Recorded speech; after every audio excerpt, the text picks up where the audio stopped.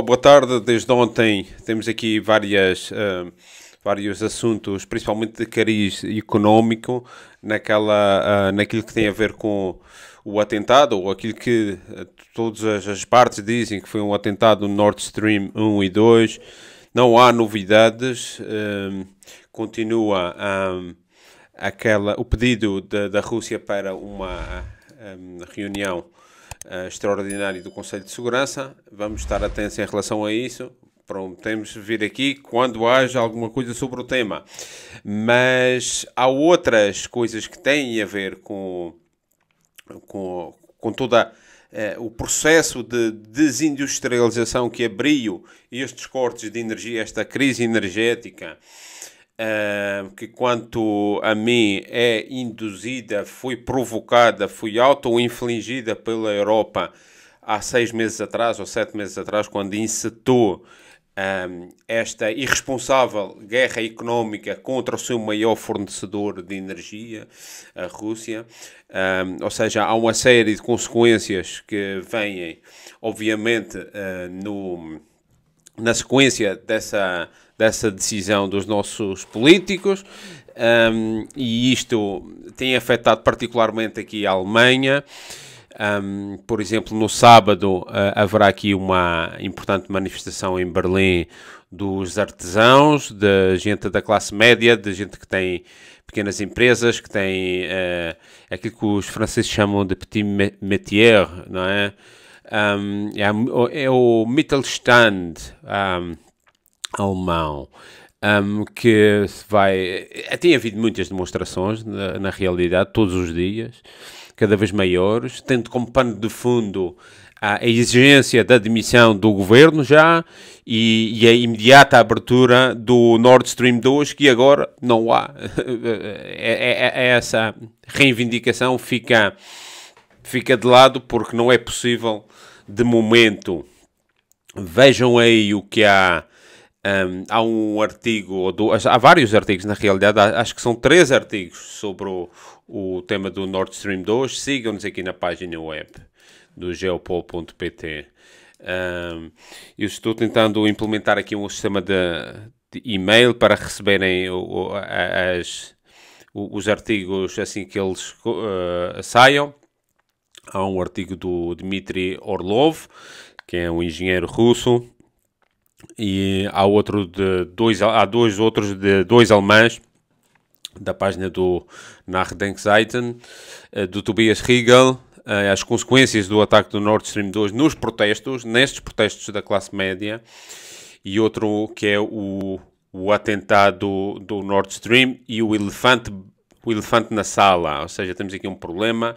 Este problema chama-se Estados Unidos. Este país, os Estados Unidos, ocupa o nosso território, a Alemanha. Isto é a ideia do Jens Berger, que é o editor do Nachdenkseiten. Também é um bom artigo, ele ali aponta para vários factores, e também recentemente houve semana passada, exatamente, havia o Oscar Lafontaine, falava deste problema, dos interesses, da conflitualidade dos interesses dos Estados Unidos com os da Alemanha e os da Europa. Até porque há vários autores aqui na Alemanha, por exemplo, o von Dohany, que foi presidente de Hamburgo, que é socialista, mas... E ele também disse recentemente, há cerca de um ano, uma entrevista que vi na televisão, que são interesses incompatíveis. E então tudo parece indicar de que, como aqui já tinha sido dito num dos últimos programas, há 2 ou 3 semanas atrás, que os Estados Unidos tinha eleito 3 inimigos estratégicos. A China comercialmente, a União Europeia comercialmente e a Rússia militarmente. Eu acho que o mais fácil para eles se desfazerem é a Europa, porque a Europa julga que é aliada dos Estados Unidos, e então agora sofre um revés brutal. Não só o revés do corona há 2 anos e meio, como tudo o que se estendeu até há meio ano, praticamente, ainda continua, não é? Depois, agora as sanções contra a Rússia e contra o seu fornecedor de energia, isto é uma facada. Vamos ver como é que se sai desta, se é que vamos sair desta. Há aqui um artigo interessante do Deutsche Wirtschaftsnachrichten, ou seja, das notícias de economia alemãs. É uma página web que fala só de temas económicos. Há muitos artigos, a maior parte dos artigos são fechados, mas este estava em aberto. Fala aqui de um caso curioso de uma empresa. É sobre o êxodo das PMEs, das pequenas e médias empresas alemãs, para outras paragens onde possam pagar mais barato o pessoal, que possam pagar mais barato a logística e a energia, sobretudo. E falam aqui de um caso concreto de uma empresa antiga e que demonstra um pouco aquilo que espera a classe média alemã, e isto é tão importante aqui para a Alemanha, esta Mittelschicht, que é a classe média, as empresas familiares, as pessoas que têm um pequeno comércio, trabalham com mais uma ou duas, ou em Berlim, então tu vês isto, muitos jovens que têm empresas de 3 pessoas, 4 pessoas, não só agora no ramo digital, como na economia física, de várias coisas, de fábrica de bicicletas, por exemplo, personalizadas, que é uma das coisas que os alemães têm o seu melhor, ou aquilo que tinham de melhor, era terem produtos de qualidade. Por exemplo, aqui conhecia várias empresas em Berlim que fabricavam bicicletas desde o princípio. Mandavam buscar as peças e tal, e faziam, desenhavam. São engenheiros que fazem isto e fazem uma bicicleta para venda de luxo, 2.000, 3.000, 4.000 euros. E isto, Berlim é uma cidade muito vibrante. Isso vai acabar tudo. Isso vai acabar tudo pela situação atual. Então este artigo diz assim, vou ler só o primeiro parágrafo, os 2 primeiros parágrafos, para vocês terem uma ideia. Até meados do ano, tudo continuava a ser um sucesso no fabricante de têxteis domésticos Wülfing, na região ocidental de Münsterland. Isto é perto da Holanda, salvo erro. Somos uma empresa clássica de média dimensão desde 1885. Sobrevivemos a 2 guerras mundiais e também ao corona, diz o diretor-geral Johannes Dova. Mas agora a crise energética ameaça partir o pescoço do produtor de roupa de cama Dormiset. A empresa familiar está, portanto, a considerar a relocalização da produção no estrangeiro, onde os custos energéticos são mais baixos. Wülfing não está sozinho nisto. Várias associações industriais alertam para o êxodo. E depois continua.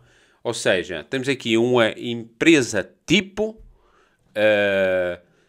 da classe média forte alemã, ou seja, média alta, aquilo que se poderia dizer classe média alta, uma empresa familiar que tem 150 anos, que resistiu à Primeira Guerra, à Segunda Guerra, à crise do corona, e agora não vai resistir à crise energética. Para vocês terem uma ideia da dimensão do problema em que estamos metidos, no problema que nos meteram os políticos por sua livre vontade para sacrificar a população, para sacrificar a Europa. E isto, eu começo a ver isto com muita preocupação, porque com este atentado do Nord Stream 2 e com a impossibilidade de termos o próximo inverno aquilo reparado, o problema reparado, eu temo que isto não tenha volta atrás. Mas não é só isto que hoje nos traz as notícias. Há muitos outros temas da economia, não só da Alemanha, como da Inglaterra, principalmente da Grã-Bretanha. A Grã-Bretanha entra numa fase muito complicada, porque temos um governo que é incendiário. Esta mulher é completamente, eu julgo que não tem suas capacidades todas, quer dizer, e ela já veio com a ideia de cortar os impostos e meter 45 mil milhões de libras, que isto é mais de quase 50 mil milhões de euros, na economia. E ela está enfrentada com o Banco da Inglaterra. E o Banco da Inglaterra diz: e como é que vamos resolver isto? Subindo as taxas as taxas de juro. E o que é que vamos ter que fazer?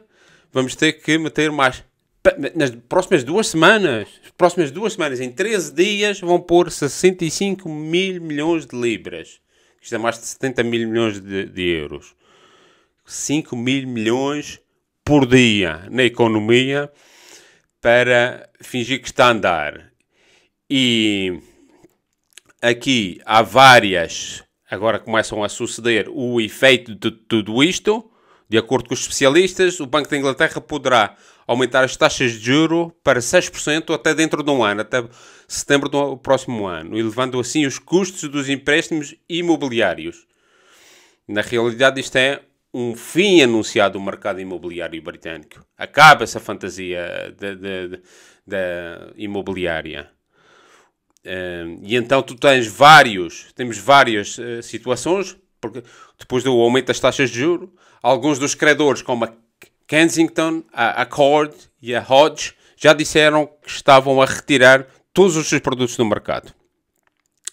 Outros, como a Nationwide Building Society e o Banco Santander, iriam aumentar as taxas próprias a partir de ontem.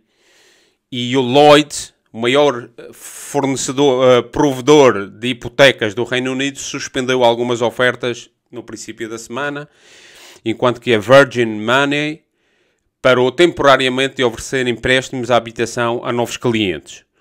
Os credores começaram a retirar as ofertas de hipotecas. Segundo o Instituto de Estudos de Orçamentais do Reino Unido, os efeitos do maior corte fiscal em meio século, anunciado na semana passada pelo novo governo, irá eliminar 45 mil milhões de libras, 50 mil milhões de euros, das receitas anuais do Estado durante os próximos 5 anos. Ou seja, isto é uma absoluta loucura. Eles metem-se aqui num problema como é a quadratura do círculo. Um diz que tira, o outro diz que tem que pôr, e depois é preciso pôr mais em cima porque não há receita fiscal. Ou seja, onde é que eles vão buscar o dinheiro para isto? Para tentar acabar com a inflação, quando mandam imprimir mais dinheiro, como é que vão imprimir? É uma coisa e a contrária ao mesmo tempo. Ou seja, um governo e o Banco da Inglaterra enfrentados. E o que é que vai dizer o rei? O que é que vai dizer o rei no meio disto tudo? Ou vai-se manter à parte e vai-se manter fora do assunto? E julgo que este rei, como eu tinha dito aqui lá no programa anterior, naquele programa da rainha, vai ser um rei que vai ter um reinado difícil, mas vai ter que fazer alguma coisa. Porque o país está numa situação que nunca tinha estado. Eu às vezes fico surpreendido que muitos jornalistas dizem: estamos aqui numa crise grave como já não se via desde a Segunda Guerra Mundial. Qual Segunda Guerra Mundial? Qual história? Esta crise é muitíssimo maior. Primeira e Segunda Guerras Mundiais foram coisas europeias. Esta crise tem alcance mundial. Portanto, a Grã-Bretanha nesta situação, e nós conhecemos a história deles, como conhecendo esta senhora que já disse que não teria problemas em carregar no botão nuclear, como é que julgam que, pela história da própria Grã-Bretanha, resolver os seus problemas financeiros com as guerras, que as guerras sanam tudo, que esta foi a receita, só que não era num período de armas nucleares. Agora do outro lado temos a Rússia. E a Rússia amanhã deve anunciar formalmente que os territórios da Nova Rússia, dos territórios do Donbass, serão incorporados à Federação Russa. Isso vai ser amanhã anunciado pelo presidente Vladimir Putin, às 13 horas de Moscovo, no Kremlin. Ficamos atentos. Amanhã então vamos ver quais são as reações em relação a isto. O António Guterres da ONU veio dizer que isto não vai ser reconhecido internacionalmente pelas Nações Unidas. Mas gostava de ver o Sr. António Guterres também a falar tão vocalmente em relação aos territórios ocupados da Palestina, ao referendo ilegal que se fez no Kosovo, ao referendo ilegal que se fez nas Malvinas e desde então passou a ser um território britânico de facto. Ou seja, precedentes já estavam criados, mas amanhã temos a formalização. A Rússia vai incorporar estes territórios depois do referendo à Federação Russa. Vamos ficar atentos. Até amanhã.